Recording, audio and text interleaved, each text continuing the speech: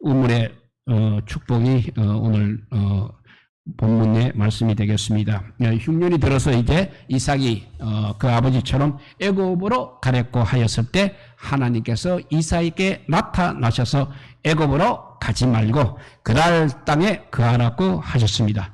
그랄 땅에 거하게 되면 하나님이 그와 함께하고 복을 주고 땅을 주고 이삭의 후손을 하늘의 별과 같이 번성하겠다고 약속을 하셨습니다. 이삭은 하나님의 말씀에 순종하여 그 땅에 거하여 그 땅 그랄에 거하였습니다. 비록 그가 하나님을 완전히 의지하지 않고 자기 아내를 누이라고 속였음에도 불구하고 하나님께서는 그들에게 오히려 그 땅에서 안전하게 거할 수 있도록 하셨습니다. 하나님은 이삭과 함께 계시다는 것을 그렇게 보여주신 것입니다. 아비멜렉이 모든 백성들에게 누구든지 이삭이나 그의 아내를 범하는 자는 죽이라고 엄명을 내렸습니다. 오늘의 본문은 이제 그 이후에 일어난 사건을 다루고 있습니다.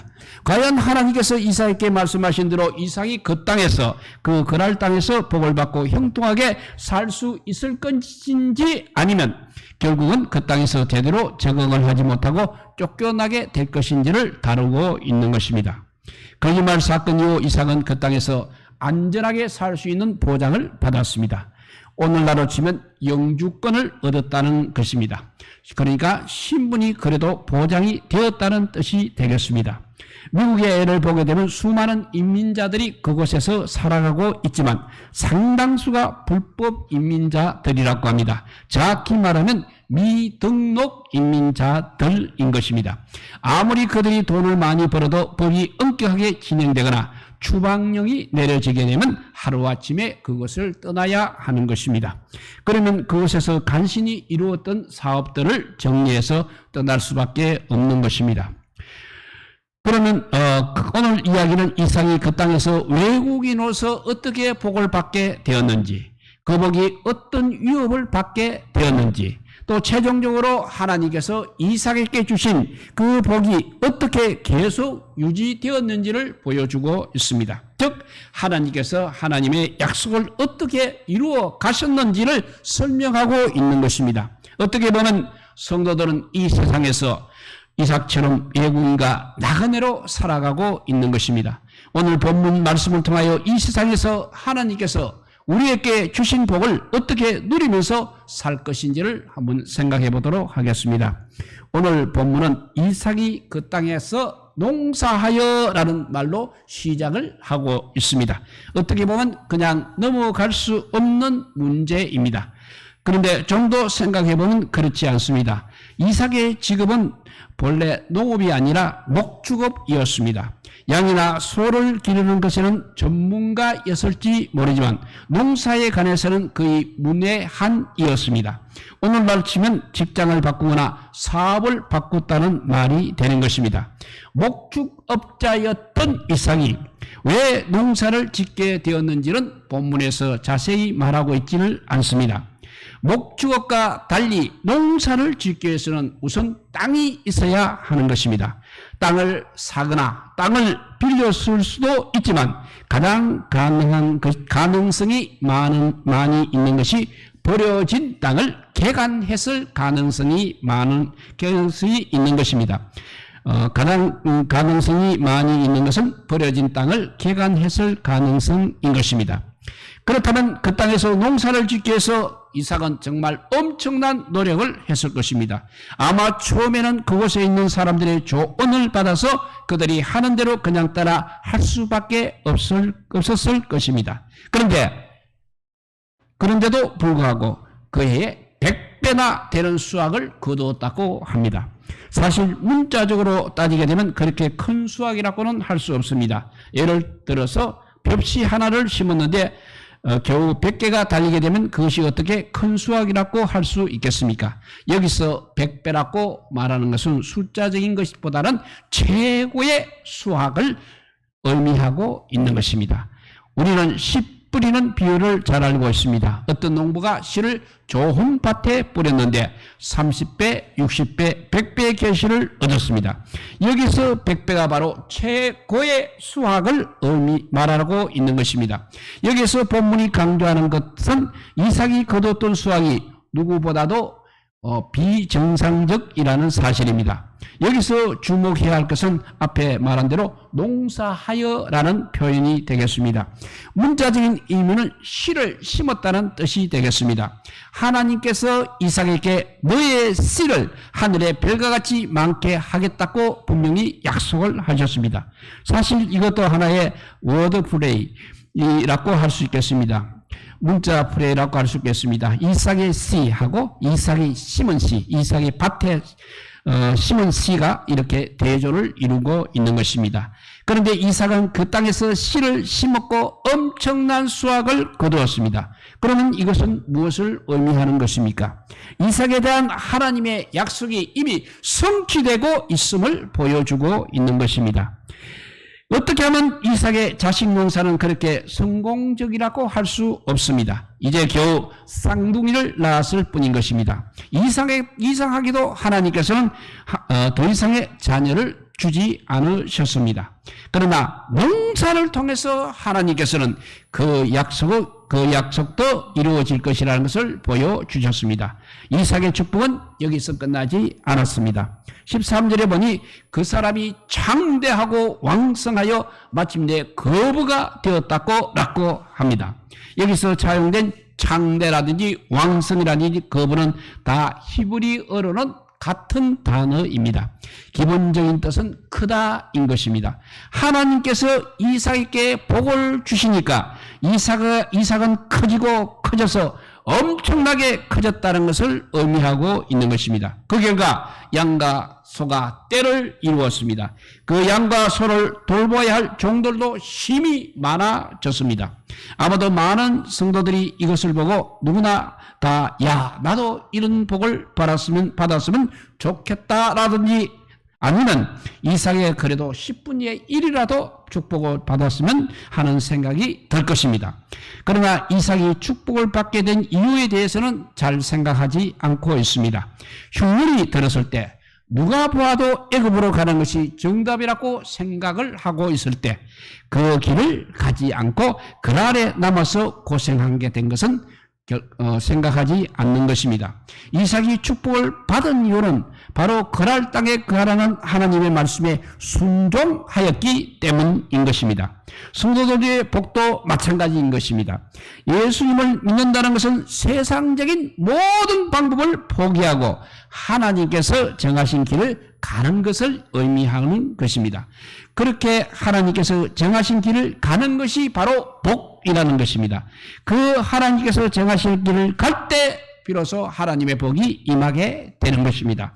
그것이 구약 시대는 가시적인 복으로 나타났고 신약 시대에 와서는 신령한 복으로 나타났습니다.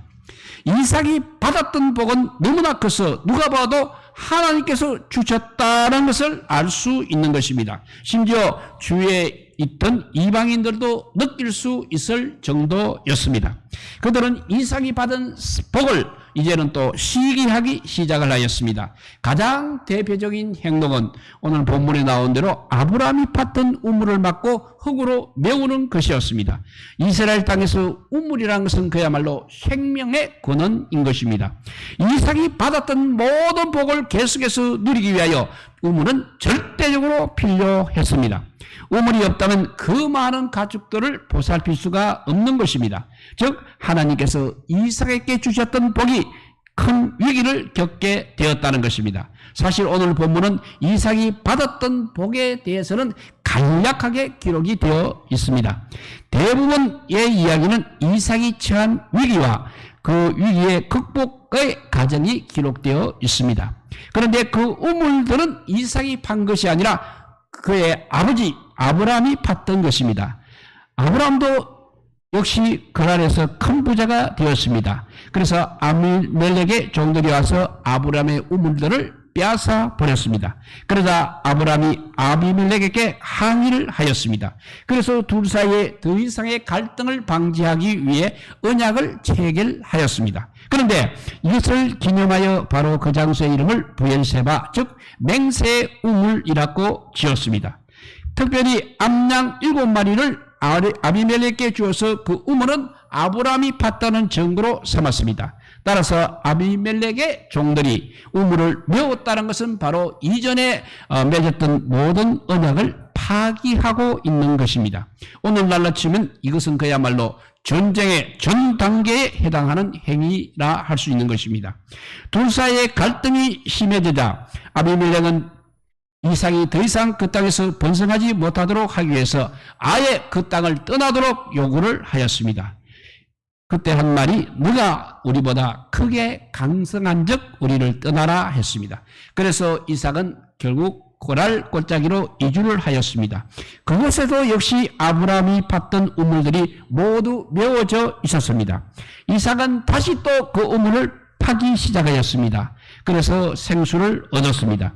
그런데 그곳에 있던 또 그랄 목자들이 와서 그것이 원래는 자기의 것이라고 우겼습니다. 그러자 이삭은 이제 다른 곳으로 가서 옮겨서 우물을 팠습니다. 그러니까 또 그곳에 그랄 목자들이 자기 것이라고 우겼습니다. 그래서 이삭은 또 다른 곳으로 옮겨서 우물을 팠습니다. 그때는 더 이상 그랄 목자들이 자기 것으로 우기지를 않았습니다. 그러자 이삭은 그 우물 이름을 르호봇이라고 불렀습니다. 장소가 넓다는 뜻이 되겠습니다. 그러니까 여호와께서 지경을 넓게 하셨으니 번성하리라고 이삭은 말을 하였습니다. 여기서 모든 사람들이 이제 의문을 가지는 것이 있습니다. 왜 르호봇에서는 그날 사람들이 이삭과 다투지를 않았습니까? 오늘 본문에는 전혀 나타나지 않고 있습니다. 갑자기 그날 사람들이 이삭을 좋게 본 것은 아마 아닐 것입니다. 여러 가지 이유가 있었을 것입니다. 이삭이 그랄에서 너무 떨어져 있어서 그랄 사람들이 그곳까지 가서 해방할 필요가 없었을 것입니다. 또한 이삭은 이들과 싸우지를 않았습니다. 우물이 그들 것이라고 우기게 되면 그냥 양보했을 뿐입니다. 이삭이 힘이 없어서 그럴 수도 있지만 이삭에게도 그 당시 종이 매우 많이 있었습니다. 예전에 아브라함이 싸웠던 것처럼 이삭도 종들을 데리고 전투를 할 수는 있었습니다. 하지만 이삭은 그렇게 하지 않았습니다. 가장 큰 이유는 이삭이 하나님의 말씀을 지키기를 원했던 것 같습니다. 어떤 말씀이냐면 하나님은 그 땅을 떠나지 말라고 하셨습니다. 어떻게 보면 하나님께서 주신 그 많은 소와 양을 먹이고 마시게 하기 위해서는 차라리 애굽으로 가는 것이 현명한 판단이었을지도 모릅니다. 하나님의 말씀대로 순종하여 그 땅에 그래도 거하려고 하였습니다. 그런데 이제 그곳 사람들이 떠나라고 하니까 차라리 애굽으로 가버릴 수 있었을 것입니다. 그러나 이삭은 결코 그렇게 하지 않았습니다.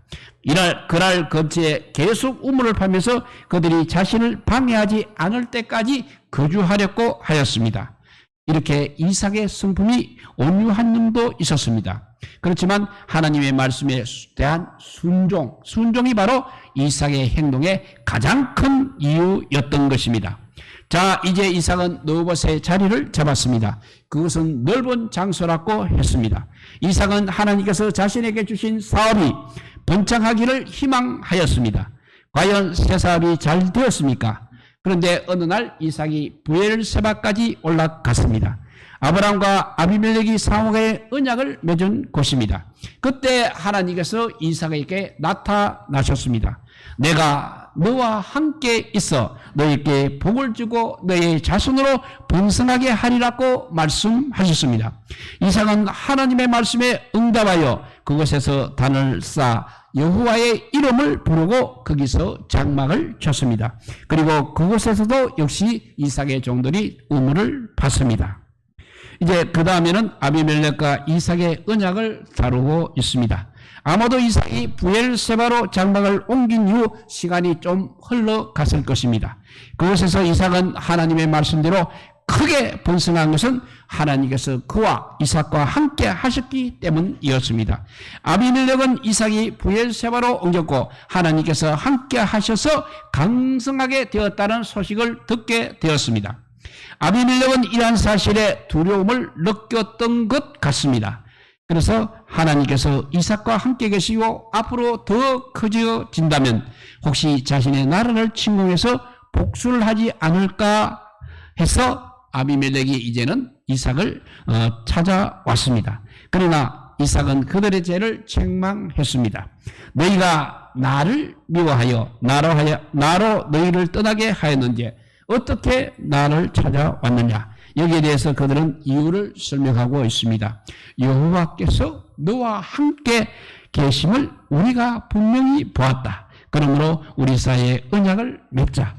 너는 우리를 해하지 말라. 이는 우리가 너를 범하지 아니하고 선한 일만 행하여 너로 평안히 가게 하였음이라. 이제 너는 여호와께 복받은 자라고 그렇게 이유를 설명했습니다. 우리는 아비멜렉의 말에서 몇 가지를 보게 됩니다. 하나님께서 이삭과 함께 하겠다는 약속이 이루어졌다는 사실입니다. 이삭은 정말 복을 받은 사람입니다. 이 모든 것은 다 하나님께서 이삭에게 약속하신 것입니다. 이 약속이 이루어진 것을 바로 이방인들이 증거하고 있는 것입니다. 이삭의 후손이 하늘의 별과 같이 많아질 것이라는 그 약속만 일단 제외하고 이삭은 하나님께서 그에게 주신 약속들을 이미 다 받았습니다. 아비멜렉의 말을 들은 이삭은 이제 더 이상 분노할 이유가 없었습니다. 그와 같은 가정이 모두 하나님의 섭리하에서 일어난 일이라는 것이 너무나 분명했기 때문입니다. 그래서 이삭은 그날 사람들을 위해서 아비멜렉을 위해서 잔치를 벌였습니다. 음식을 이렇게 함께 먹었다는 것은 그동안 틀어졌던 관계가 이제는 완전히 회복되었음을 의미하는 것입니다. 그러고 나서 아비멜렉이 의도한 대로 서로가 언약까지 체결을 하였습니다. 이것을 통해서 하나님의 복은 더욱더 성취되고 있는 것입니다. 하나님의 복은 순전히 아브라함과 이삭에게만 제한되는 것이 아닐 것입니다. 그들이 축복의 통로가 되어서 많은 사람들이 복을 얻어야 하는 것입니다.